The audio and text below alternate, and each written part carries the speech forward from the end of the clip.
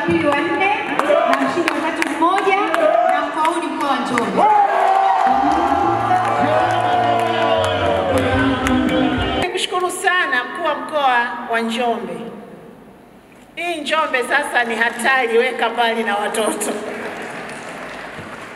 Kila tunapokusanyika katika mikusanyiko ya namna moja ama nyingine, mara nyingi mkoa wetu wa Njombe umekuwa mkiibuka kidedea, tunawapongeza.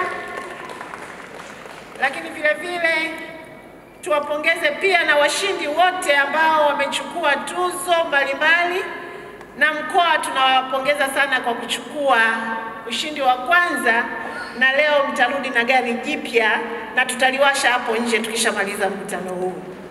Hongereni sana. Afya ni pamoja na usafi wa mazingira na usafi wa mtu binafsi.